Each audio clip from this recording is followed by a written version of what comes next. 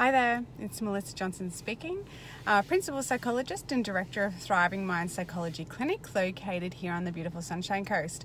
Just a quick live today to ask you a question or to get you thinking about something. And the question is, are you subscribing to the school of what ifs? Now, I can't claim this idea of my own. My mentor not long ago, I was listening to something that she was talking about and she used this terminology around subscribing to what ifs, and I absolutely loved it and I really wanted to share it with you and I'll explain the reasons why in a minute.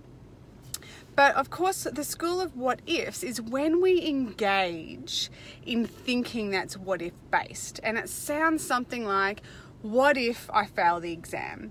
What if I speak up at a meeting and I get shut down? What if my partner leaves me? Or what if my partner rejects me? Or what if my friends don't like me? Or what if I apply for a job and I don't get it? Or what if such and such happens? Or what if this happens? Yeah, so this probably sounds familiar because of course we all do this. The problem is though, when we engage in this type of thinking, it tends to evoke a lot of anxiety and stress. The issue is we often overestimate the likelihood of something happening and we underestimate our ability to deal with it. And we spend a lot of emotional and physical energy worrying about something that may or may not even happen. So my suggestion is, next time you notice yourself engaging in what if type thinking, what I would suggest you say to yourself is, 1, I have no idea whether or not this is actually going to happen. And 2, if and when it does happen, I will deal with it. I will deal with it when it happens, because you probably will. The thing is, when we're faced with an issue, we generally find a solution. We will ring someone, we will seek professional advice, we will Google it, we will get information, we'll make a phone call, and we will come up with a solution. So you will deal with it if and when it even happens.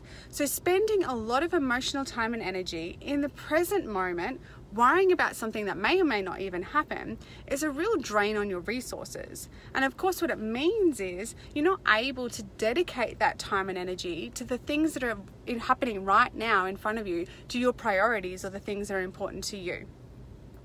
So next time you hear yourself subscribing to the school of what if, I want you to really purposefully and very purposely redirect your thoughts back to the present moment. You tell yourself that you have no idea whether or not that's going to happen, and if and when it does happen, you will deal with it. And spending too much time worrying about it right now is an absolute drain on your resources.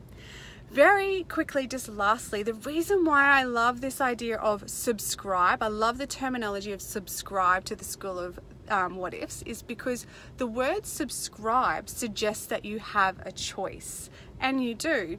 So when we subscribe to something, we actively make a decision to engage that service. Quite similarly, you get to unsubscribe when you don't want to do it anymore.